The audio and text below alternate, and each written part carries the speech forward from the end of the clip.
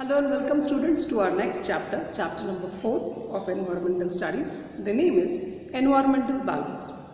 Today we are going to see the try this activity given on your page number 18. You have your textbooks. While watching the video, keep your textbook open so that you can understand what I am trying to explain to you. I'll read out first and explain the try this activity to you. Ask the elders in your family to take you to a riverside or to a lake or a stream. अपने घर के बड़ों से आप कह सकते हो कि हमें नदी किनारे या फिर किसी तालाब के किनारे या किसी झरने के किनारे लेके जाए। वो इसलिए कि आप वहाँ जाके एनवायरनमेंट को या जो चीज़ यहाँ पे आपको ऑब्जर्व करने के लिए कही गई है उसको देख सको। Make a list of all the living things that you see there. If you do not know the names of any living thing you see, make a note of them describing their shape, colour, sound, shelter etcetera. Or draw the picture. Count how many types of living things you see. Now repeat the activity near your house, in your school garden or in a field.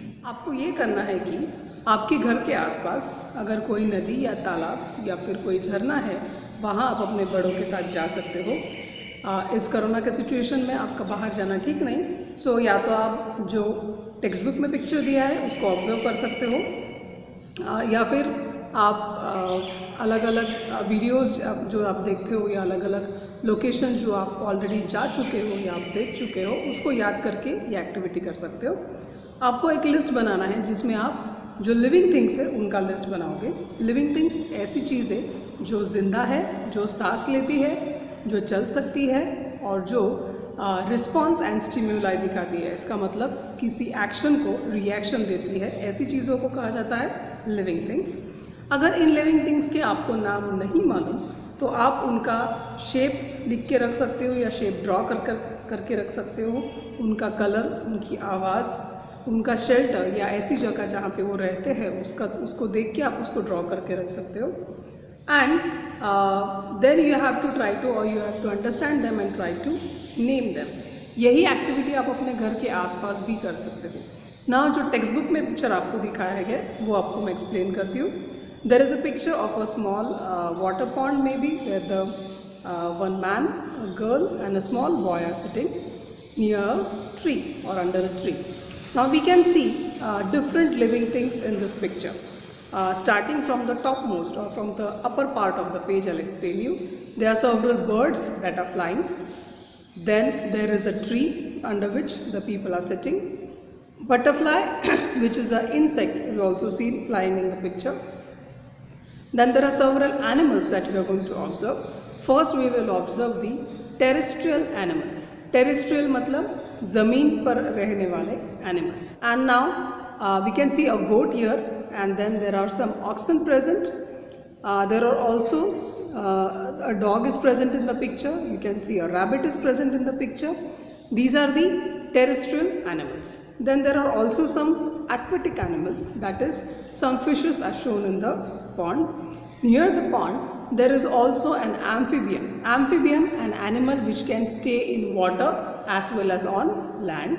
So amphibian animals में एक frog हमको picture में दिखाई दे रहा है जो कि पानी में भी रह सकता है और ज़मीन में भी रह सकता है। एंड इसके साथ साथ पूरे पिक्चर में we can see there is lots of greenery, which means grass is present, small shrubs are present, little big trees are present, and larger trees are also present. So all these things together form the environment where these people are sitting. There are three human beings in the picture, an old man, a girl and a small boy. Now in the can you tell part you are also asked several questions. I'll read the question for you. In the course of your observation, did you notice any signs of the presence of living things though the living things themselves were not seen? For example, did you notice any partly eaten fruits or shells, fallen feathers, animal tracks, dung, droppings, nest, cocoons, eggs, honeycomb, etc. Now, ये observations करते वक्त आपको ये भी ध्यान देना है कि कुछ चीज़ें आपको सीधे सीधे दिखाई देगी। जैसे कि आप हम पिक्चर में देख सकते हैं कि हमको बर्ड्स दिखाई दे रहे हैं, ऑक्स दिखाई दे रहे हैं या बैल दिखाई दे रहे हैं, लेकिन कुछ ऐसी चीज़ें हो सकती है जो वहाँ गिरी हुई होगी और वो निशान देगी आपको कि यहाँ कोई लिविंग थिंग्स प्रेजेंट है। फॉर एग्जाम्पल बर्ड्स या एनिमल्स ने खाए हुए आधे अधूरे फ्रूट्स, ओके, खाए हुए फ्रूट्स जो नीचे इधर उधर पड़े हैं, या उनके शेल का मतलब होता है उनके छिलके, जैसे कोकोनट के बाहर का जो छिलका होता है वो काफ़ी हार्ड होता है, so we call it as coconut shell. So ऐसी गिरी हुई चीज़ें जो कि बर्ड्स ने खाई होंगी या फिर एनिमल्स ने खाई होगी वो आप पहचान सकते हो। फॉलन फेदर्स गिरे हुए पंख। एनिमल ट्रैक्स, जब एनिमल्स चलते हैं तो उनके पैरों के निशान ज़मीन पर छप जाते हैं, या उनको हम ह्यूमन बीइंग के अगर पैर है तो हम उसको फुटप्रिंट्स कहते हैं। सो एनिमल के अगर पैरों के निशान ज़मीन पर है then we call it as animal tracks. Then dung का मतलब होता है गोबर या वेस्ट प्रोडक्ट्स जो एनिमल अपनी बॉडी से निकाल के फेंक देते हैं। ड्रॉपिंग्स का मतलब होता है बर्ड्स के वेस्ट प्रोडक्ट जो कि बर्ड्स वेस्ट करते हैं या अपनी बॉडी से फेंक देते हैं। नेस्ट का मतलब है उनके घर या घोंसले। ककून्स का मतलब होता है छोटी कैटरपिलर्स अपने को प्रोटेक्ट करने के लिए अपने आजू बाजू सिल्क से बना हुआ एक कवरिंग बनाती है या ओढ़ लेती है जैसे अपने आप को, that is called as a cocoon. ये आप जनरली बटरफ्लाइज में देख सकते हो। बटरफ्लाइज एक कैटरपिलर होता है, फिर वो अपने आजू बाजू ककून बुनता है और उसमें कुछ दिन रहने के बाद, फुल्ली ग्रोन होने के बाद, फिर उसमें से बटरफ्लाई बाहर आता है।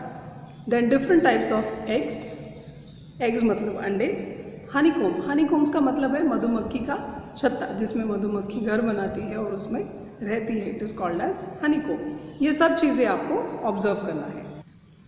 इसके साथ साथ आपको ये भी देखना है कि आप can you observe any micro organisms का मतलब होता है ऐसी बारीक ऑर्गेनिजम्स या ऐसे छोटे ऑर्गेनिजम्स जिनको आप नॉर्मल आँखों से नहीं देख सकते।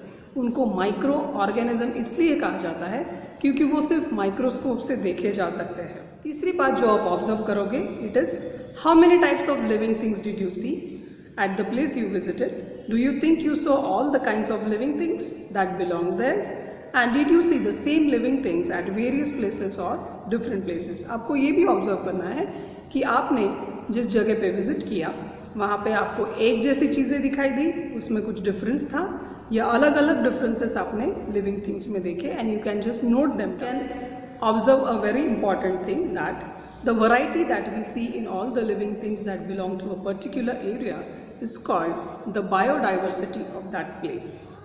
Biodiversity is a shortened form of two words, biological and diversity. Hope you find this video useful. We'll continue with the next part of the chapter in the next video. Thank you.